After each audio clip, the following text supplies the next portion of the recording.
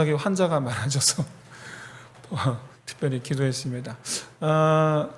오늘 이 시간 우리 함께 하신 우리 모든 성도 여러분들에게 이와 같이 하나님의 지키심과 보호하심과 또 한편으로 온전케 하시는 은혜가 함께 하시기를 주의 이름으로 축원드립니다. 여러분, 우리 세례 요한 하면 성경에 등장하는 수많은 인물들 가운데에 하나님께서 칭찬하신 사람들이 몇 사람 있는데 그 칭찬하신 사람 탑5 안에 들어가는 사람이 세례 요한입니다. 도대체 탑5가 누가 있지? 당장 생각하는 사람은 아브라함, 모세, 다윗, 그렇죠? 누구나 다 인정할 만하죠? 근데 여러분, 아브라함과 모세와 다윗 이 사람들은요, 성경에서 기록된 분량이 압도적으로 많은 사람들입니다. 분량이. 그런데 세례 요한은 분량이 그렇게 많지가 않아요.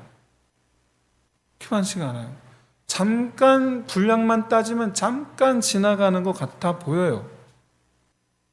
감히 아브라함과 모세와 다윗에 비교할 수 없는, 견줄 수 없는 그런 분량밖에 되지를 않아요.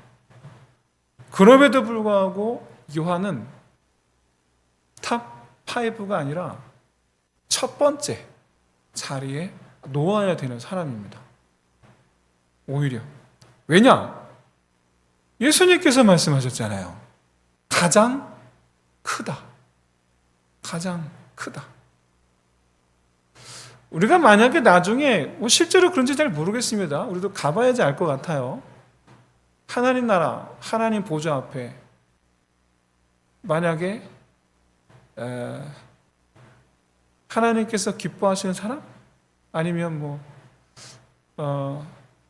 하나님께서 상 주고 싶은 사람, 1년을 쭉 세우면 이 첫 번째가 이 요한이지 않을까, 그런 생각을 해보게 됩니다. 왜냐고요? 주님께서 말씀하셨잖아요. 가장 크다. 요한은 일단 정말 특별한 사람입니다. 정말 특별한 사람이에요. 일단 성경에 수태고지, 천사가 나타나서 알려준 사람 딱 세 사람 있죠. 삼손, 예수님, 요한이거든요. 일단 그것만 봐도 일단 특별한 사람이고, 천사가 나타나서 말해준 사람이란 뜻은 그건 하나님께서 보내신 사람이란 뜻이거든요. 하나님께서 보낸 사람. 더 중요한 것은 예수님처럼 똑같이 어려서부터 자기가 뭘 해야 되는지를 분명히 알고 있었던 사람이란 점이에요. 분명히. 특히 어려서부터 성령에 이끌려서 광야에 나가서 기도하는 삶을 살았죠. 빈들에 나가서. 이건 마치 성소에서 하나님 음성을 들었던 이 사무엘처럼 저 빈들에서 광야에서 하나님 음성을 듣는 삶을 살았다라는 그런 의미이고, 또 들에서 홀로 양치며 찬양하던 다윗과 같이 하나님을 찬양하는 예배자로 살았다는 것을 뜻해요. 홀로, 아무도 없는 곳에서. 하나님께서 요한을 광야에서 준비시키는 거죠. 뭘 준비시킨 걸까 도대체? 뭘 준비시켜? 이게 오늘 굉장히 중요한 점이에요. 어쨌든 어려서부터 하나님께서 훈련시킨 사람, 뭔지 몰라도 준비시킨 사람, 마치 어려서부터 국가대표로 살아온 사람 같아요. 우리 김연아 씨가 몇 살부터 스케이트를 신었다고 그랬죠?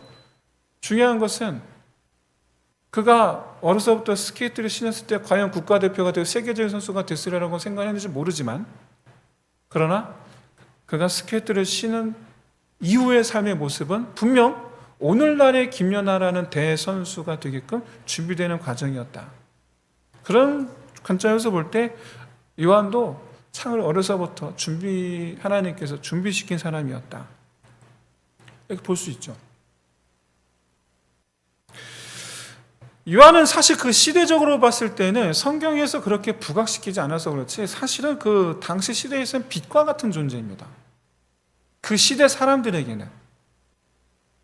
선지자가 공식적으로 선지자가 끊어진 지, 그러니까 하나님의 말씀을 전해주는 선지자가 끊어진 지 이미 수백 년이 지난 상태였어요.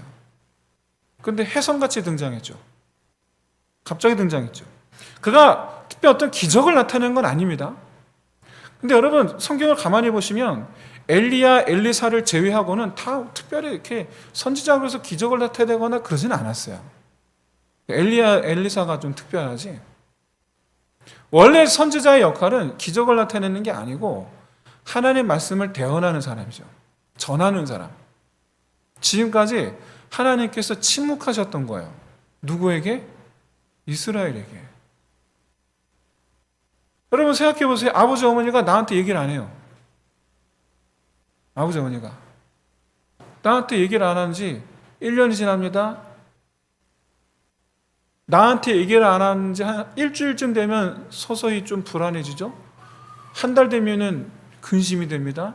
1년이 되면 10년이 되고, 우리 사람 같았으면은 어머니 아버지가 나한테 10년을 말을 안 건다. 그러면 여러분, 어마어마한 거거든요. 근데 하나님 말씀을 안 하시는 거예요. 침묵하시는 거예요. 수백 년을. 400년을 침묵하시는 거예요. 말라기 이후로. 심각하죠, 지금. 이건 자식들 입장에서, 하나님 백성 입장에서 버림받았나? 라는 그런 의문을 갖게 하는 아주 중요한 문제예요. 하나님의 침묵은. 그런 가운데에서 드디어 하나님의 입이 나타났어요. 사람들이 열광하는 거죠. 왜? 우리를 버리지 않으셨다라는 거예요. 그러니까 요한이 갖는 위치가 뭐냐면 하나님 우리를 버리지 않으셨다예요. 요한이 갖는 위치가 굉장히 특별한 거죠. 당시 시대 사람들에게는 굉장히 특별한 사람이고 빛인 사람이 빛과 같은 존재예요. 진정한 소망은, 그러니까 당시 시대 사람들에게 있어서 요한이 갖는 위치에 대해서 이스라엘 백성들이 갖게 된 소망이 뭐냐? 요한이라는 이 사람이 아니고 뭡니까? 하나님인 거죠. 하나님이 우리를 버리지 않으셨다.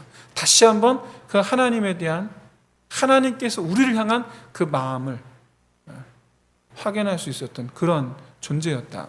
오늘날 유명한 목사님들 많습니다. 그런데 그런 어떤 유명한 목사님, 좀 특별한 목사님들, 그런 교회로 우리도 달려갈 수 있죠. 갈 수 있어요. 근데 왜 그런 목사님들, 유명한 목사님들, 특별한 목사님들 우리가 왜 갑니까? 이유가 뭡니까? 그분을 통해서 누굴 만나고 싶어서? 하나님 만나고 싶어서.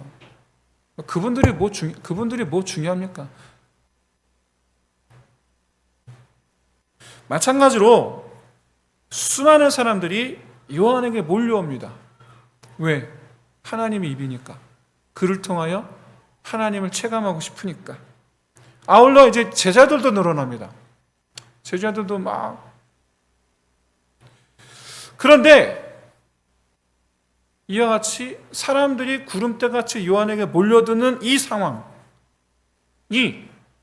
그렇게 길지를 않습니다.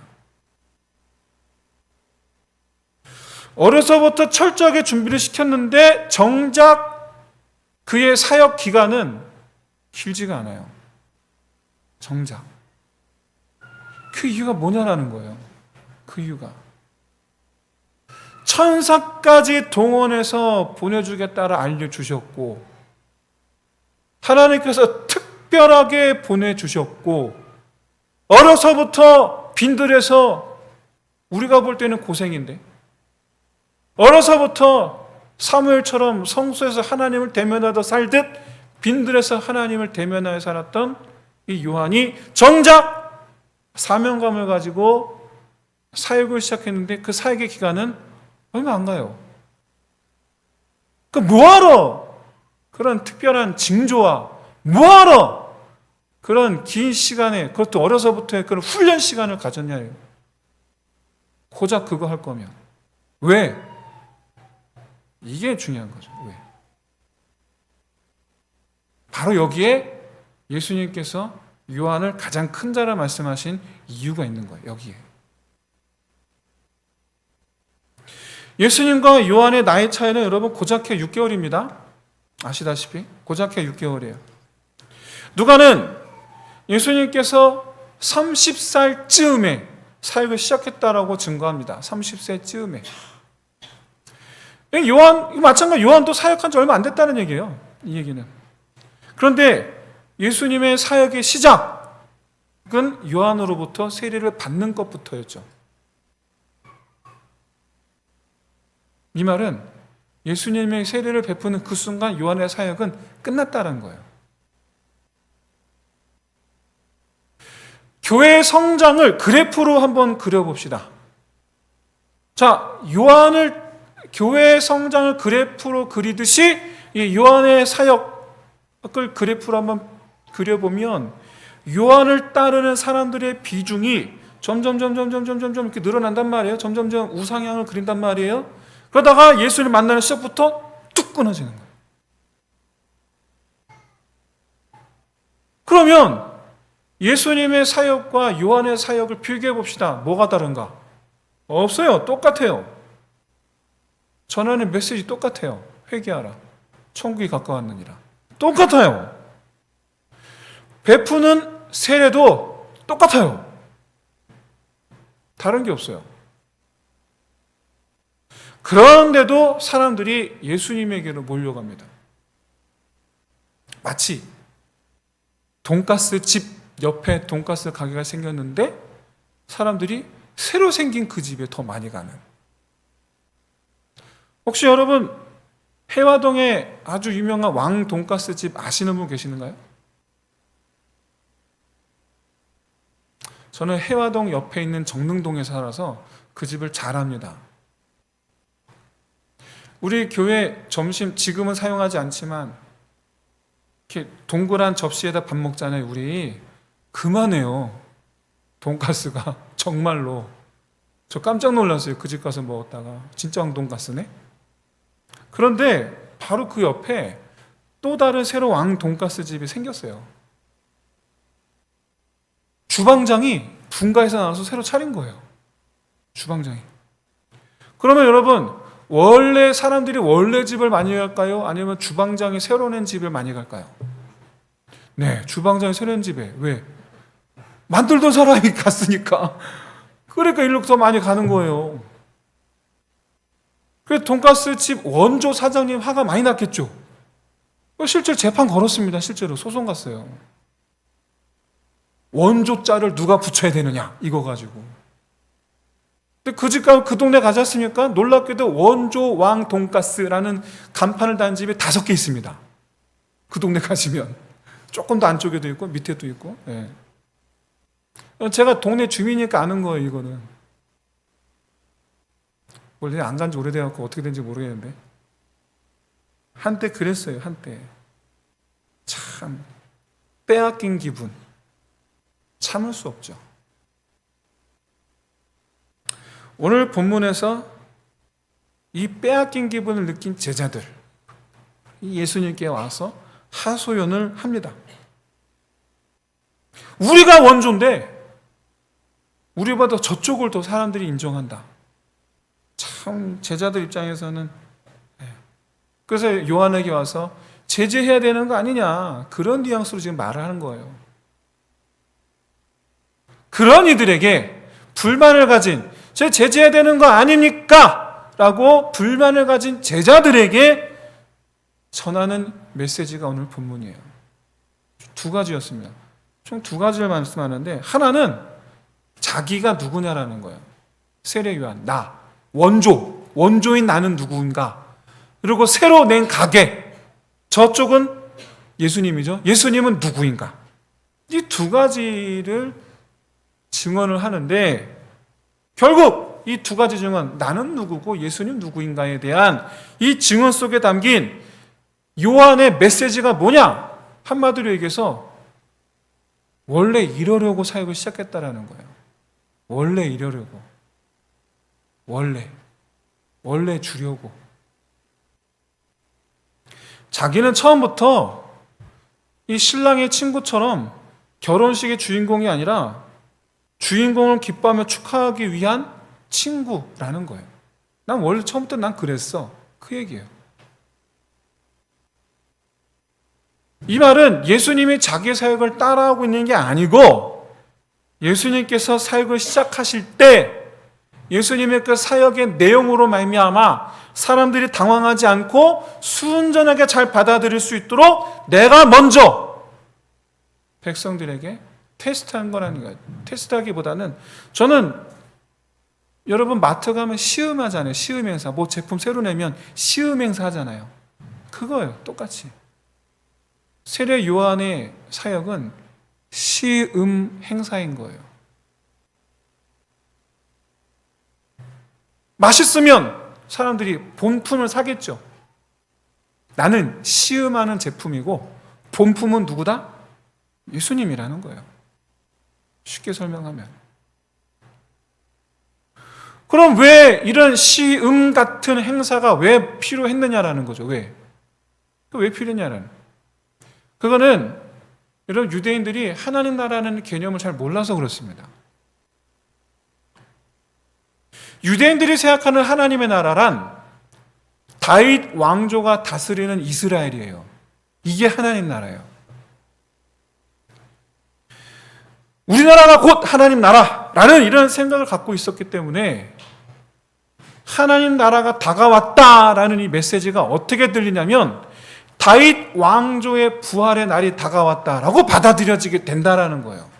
그게 아닌데. 그래서 요한은 이렇게 말하는 거죠.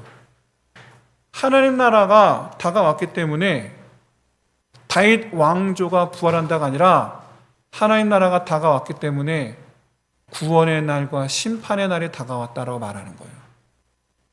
이 하나님 나라에 들어가는 자는 구원받을 것이요 못 들어간 자는 심판을 받을 것이요.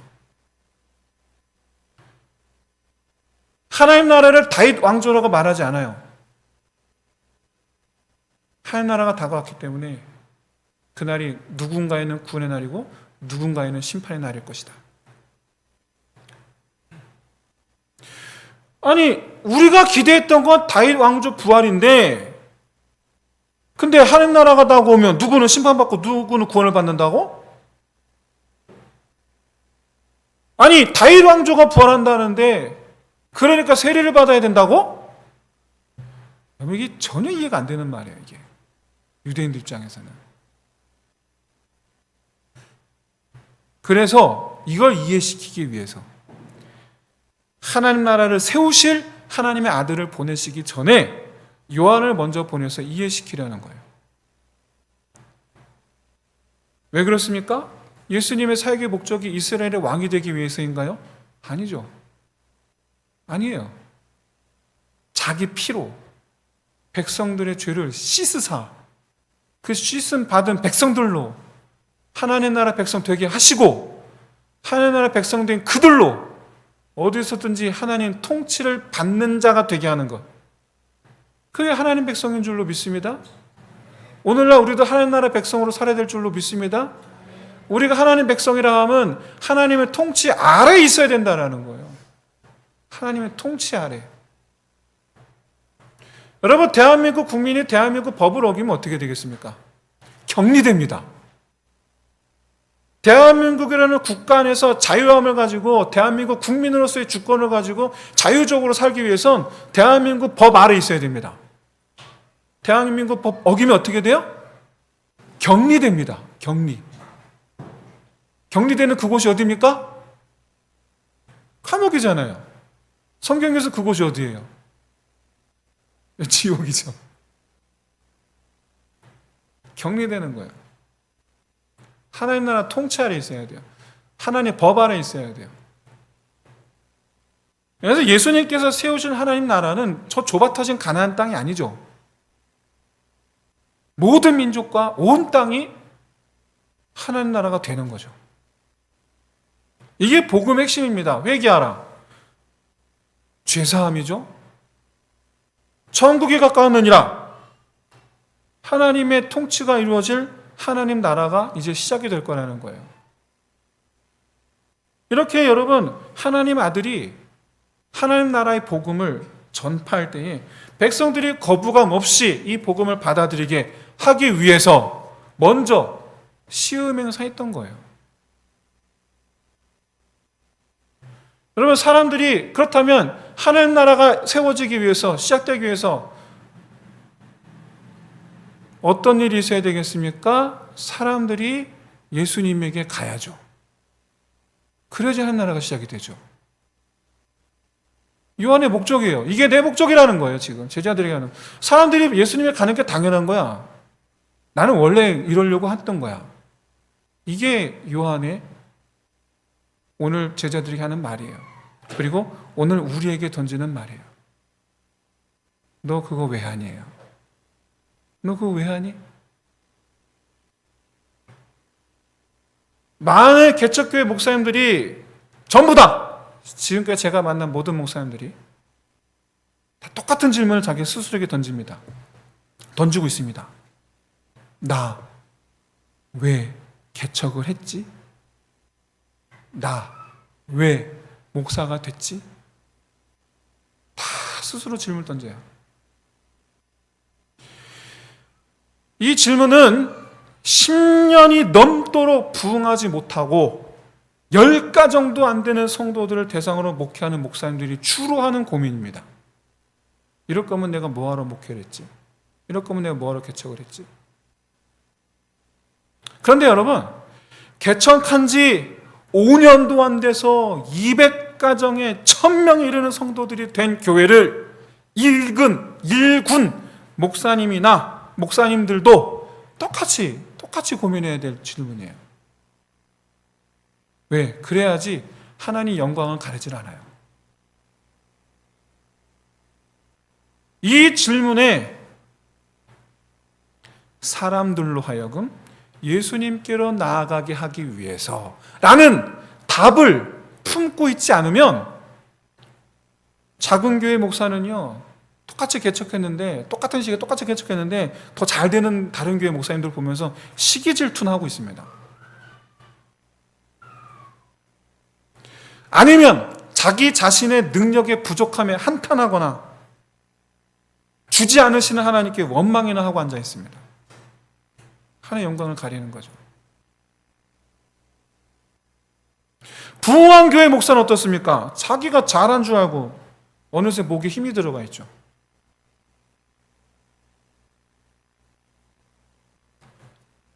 요한의 경우 바로 처음엔 부흥한 교회 목사님 같았어요. 그렇죠? 근데 만약에 요한이 선명한 자기 목적이 없었다면, 이 하나님의 목적, 자기 성도들을 빼앗기는 그런 목사의 그런 마음처럼 아마 하나님 원망했을지도 모르겠어요. 여러분, 이게 죄성이요, 이 죄성이라는 것이 맡기신 분의 것을 자기 거라고 생각을 하게 만듭니다. 이게 죄성이에요. 내 거라고 생각을 해요. 내 자리라고. 그거를. 이거는 여러분, 역대 유다와 이스라엘 왕들을 보면 여러분 너무나 잘 알 수 있는 사실이에요. 사울부터 시작해서 남유다와 북이스라엘의 왕들, 역대 왕들이 총 43명입니다. 통일왕조 사울, 다윗, 솔로몬. 그 다음에 분열왕조는 남유다 20명, 북이스라엘 20명. 각각 똑같이 20명씩이에요. 합쳐서 43명인데 43명 왕들 가운데 나는 백성들을 돌보는 목자다라고 생각했던 사람은 43명 가운데 다윗 한 명밖에 없었어요.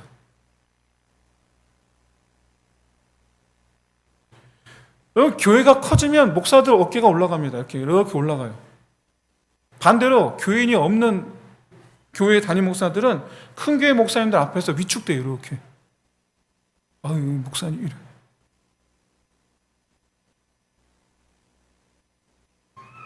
교회를 맡은 것뿐인데 맡기신 분의 의도를 전혀 생각하지 않아요. 교회뿐만이 아니죠. 사업하시는 분들, 내 사업자는 하나님께서 맡기신 것이라고 생각하시기를 주의 이름 축원드립니다. 여러분, 재산도 마찬가지예요. 여러분, 재산도 하나님께서 맡기신 거예요. 그러니까 하나님께 드리기를 인색하지 마십시오. 원래 주인 거니까. 원래 주인에게 드리는 걸 여러분 인색하게 하지 마세요. 하나님 거예요, 하나님 거. 결국엔 하나님께 다 드릴 것들이에요. 다. 여러분 잊지 마세요. 이스라엘은 가나안 땅, 자기들 정복한 땅을 다 하나님 거라고 생각하지 않고 다 자기들 거라고 생각했어요. 그 결과가 뭡니까? 몽땅 뺏기죠. 아수르하고 바벨론에게. 몽땅 뺏깁니다. 그리고 예수님 시대 가나안 땅 누구 겁니까? 로마 거잖아요. 뺏기고 회복되지를 못해요. 지금까지, 저 이스라엘이 지금까지 그랬던 거예요. 여러분, 이러한 이 죄성을 이겨내고 맡기신 분의 의도대로 맡은 것을 감당하는 저 여러분 되시기를 주의 이름으로 축원드립니다. 그러려면 맡은 자라는 것을 상시 염두에 두고 있어야 돼요. 나는 맡은 자라. 내 자리가 아니에요. 하나님 영광을 나타내는 자리고 하나님의 뜻을 이루는 자리예요. 담임 목사는 물론이고 재정위원장, 언젠가 우리 교회도 재정위원장이 세워지겠죠. 재직들이 세워지고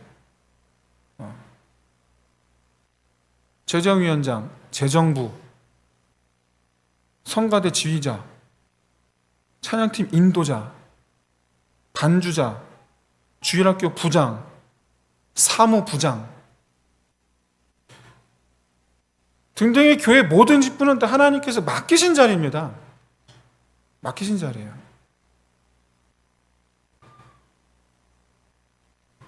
그런데 그런 직분과 자리를 자기 위신과 연결해서 생각을 해요. 그럼 그때부터 여러분 교회 안에는 굉장히 심각한 갈등이 벌어져요. 그때부터. 저는 재정위원장, 어떤 교회가 재정위원장 자리를 20년 하신 분이 계세요. 다 우리 교회에서 굉장히 많이 보는 장면들이에요. 심각합니다. 그런 교회들. 심각해요. 그래서 예전에 섬겼던 교회에서 그래서 어떻게 했느냐, 3년마다 다 돌려 했어요.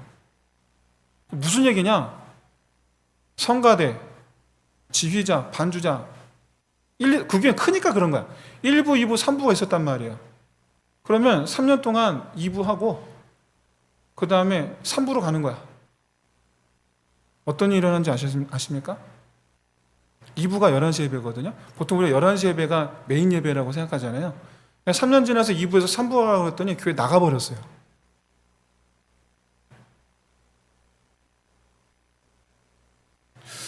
참, 사랑하는 성도 여러분, 재정위원장, 장로거든요. 다른 사람한테 맡기라고 장로님들이 막 다른 장로님만 얘기했단 말이에요. 담임 목사님이 결단 내려서 재정위원장 다른 사람에 맡겼어요. 교회 나갔어요.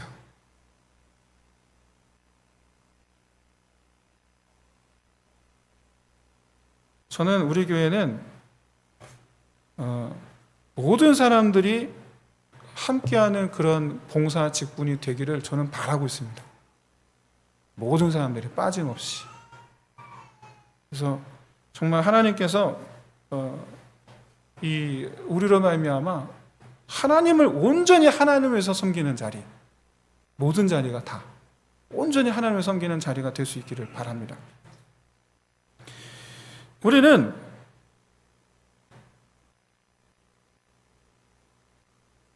하나님께서 우리에게 그런 일들을 맡기시는 이유는 오직 하나예요. 오직 하나. 교회가 잘 되게 하기 위해서? 아니에요. 사람들로 하여금 예수를 만나게 하기 위해서인 줄로 믿습니다. 성도들로 하여금 예수를 만나게 하기 위해서. 한마디로 얘기해서 은혜의 문인 거예요. 이 자리가. 내가 맡은 자리가 은혜의 문이 되게 하시기를 주의 이름으로 축원드립니다. 오직 하나님의 은혜만이 흐르는 문이 되는 거예요. 오직. 사람들은 세례 요한 때문에 예수님께로 나아가는 것에 거리낌이 없었어요. 세례 요한 때문에. 그 누구도 예수님의 사역을 보면서 이상하게 생각을 안 했단 말이에요. 오히려 세례 요한 때문에 더 예수님께로 가까이 나가는 걸 사모하고 더 예수님께로 달려갔단 말이에요. 그게 우리가 맡은 직분의 역할인 줄로 믿으시기를 진심으로 소원합니다. 사람들이 주님께 나아가도록 등 떠미는 사람들, 그게 여러분 직분자들이고 그게 사역자들이에요. 그게. 그렇기 때문에 하다 보면 나의 자리에서 내려와야 할 때가 있어요. 세례 요한처럼.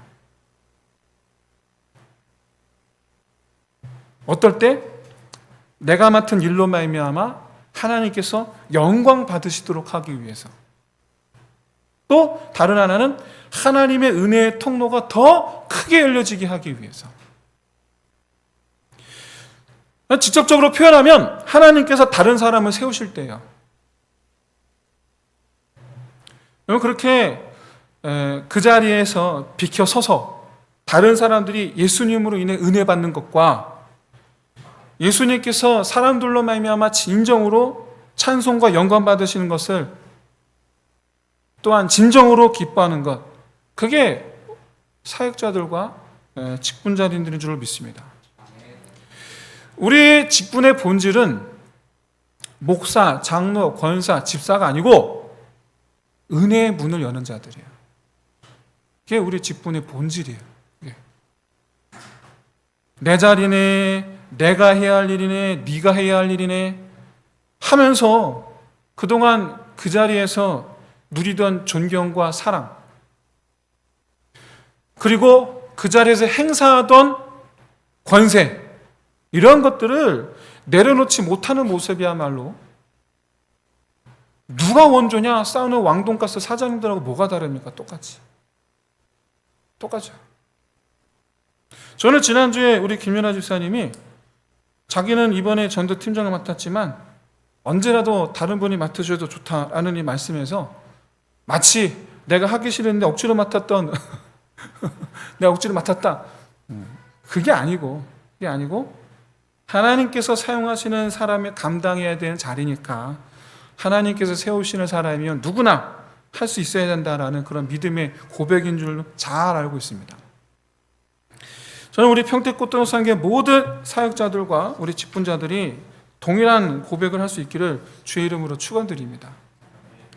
우리의 직분과 감당해야 하는 그 사역들을 통해서 나 외에 다른 성도들이 그리고 다른 사람들이 하나님의 은혜 안으로 들어가기만 한다면 그것으로 충분한 저 여러분 되시길 진심으로 소원합니다.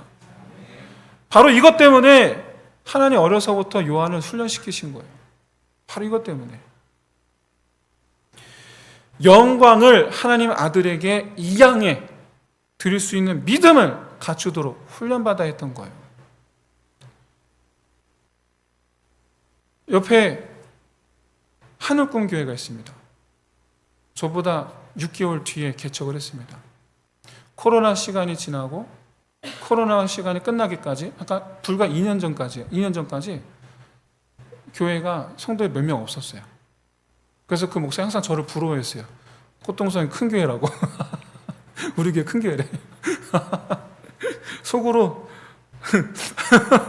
제가 무슨 생각했겠어요.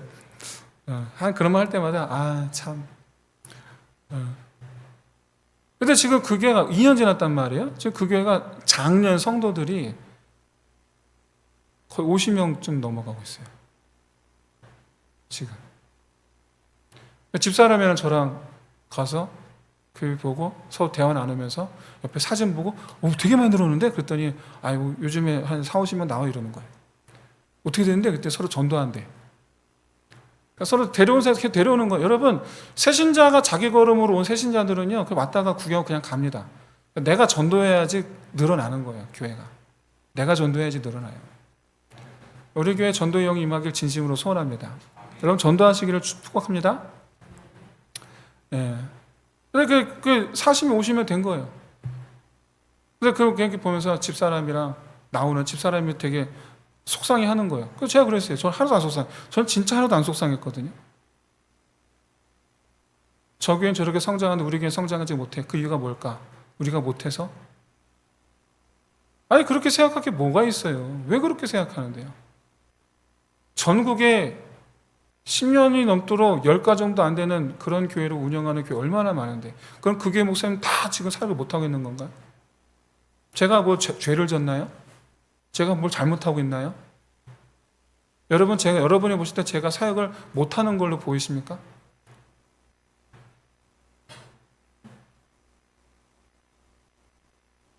하나님께서 우리 하늘권 교회를 통해서 많은 이들을 하나님에 인도하셨으면 그걸로 된 줄로 믿습니다. 그걸로 됐죠, 뭘. 박수 쳐주면 되잖아요.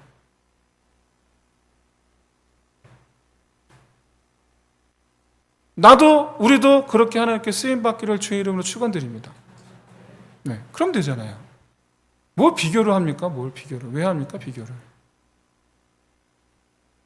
여러분, 비교하는 마음이 들면 상대적으로 내가, 우리 교회가 장차 작년 성도 100명, 200명 되면 저는 목이 이렇게 될 거야, 아마. 그죠? 저 교회 비교해서 내가 이렇게 높아졌네, 이러고 있을 거야, 아마. 네. 박수 쳐주면 되는 겁니다. 박수 쳐주면. 사랑하는 성도 여러분, 사람과 경쟁하지 마시고 주님께 모든 걸 다 드릴 셈으로 주어진 사명 감당하는 저 여러분 되시기를 진심으로 소원합니다. 무엇보다 여러분, 내 수고로 그렇게 되었다고 절대 생각하지 마세요. 내 수고로 이 교회가 이렇게 됐어. 내 섬김으로 이 교회가 이렇게 됐어. 내가 드린 헌금으로 이렇게 됐어. 여러분, 절대 그렇게 생각하지 마세요. 원래 그거 하나님 거였잖아요. 그냥 그저 우리가 기뻐할 것은 나의 그런 섬김으로 사람들이 예수님께로, 아이들이 예수님께로, 불신자들이 예수님께로, 성도들이 예수님께로 나오는 것을 그저 기뻐하는 자 되시기를 주의 이름으로 축원드립니다. 예수님을 우리가 애시당초 이런 직분, 봉사의 직, 이런 목사, 장로 같은 이런 이 직분을 하게 했던 건 뭡니까? 예수님을 사랑하고 예수님을 기뻐하기. 그게 시작한 거잖아요. 무엇보다 여러분, 우리가 그 은혜의 문이 되는 것, 그게 여러분, 우리 하나님의 꿈이 이루어지는 첫걸음인 줄로 믿으시길 바랍니다. 하나님의 꿈이 있거든요. 하나님의 꿈. 나아가 우리 직분, 자리, 사역의 결과물, 내가 한 결과물, 사랑하는 성도 여러분, 제가 은퇴할 때 우리 교회 3,000명 교회 된 줄로 믿습니다. 그럼 내가 했잖아요. 그러면 지옥 가는 거예요. 그러면 끝난 거예요. 그러면 사역의 결과물. 나의 헌신과 노력, 나 이만큼 했잖아요. 내가 얼마나 많은 시간을 이 교회에 들였는데, 내가 얼마나 많은 헌금을 드렸는데, 이 나의 헌신과 이 노력. 근데 이게 다 주의 것임을 고백하는 저 여러분 되시기를 주의 이름으로 축원드립니다. 우리 시간 찬양합시다. 지금 부를 찬양은 도윤이가 한참 병원 생활할 때 아산병원 146병동, 거기는 이 격리실이에요. 문이 있어요. 아무나 못 들어가요. 왜냐하면 그 병동은 소아암 어린이들만 있는 병동이거든요. 그래서 저는 그 146병동에 있는 모든 소아암 어린이들을 생각하면서 불렀던 찬양입니다. 주여 일어나게 하옵소서. 이 소망을 이제는 저는 우리 여러분들 향해서 마음을 품고 있습니다. 이 찬양하면서 여러분도 마찬가지로 내가 다른 이들을 향한 이 마음을 품게 하옵소서. 그런 마음으로 함께 이 찬양 드렸으면 좋겠습니다. 함께 찬양하겠습니다. 이곳에 생명샘 솟아나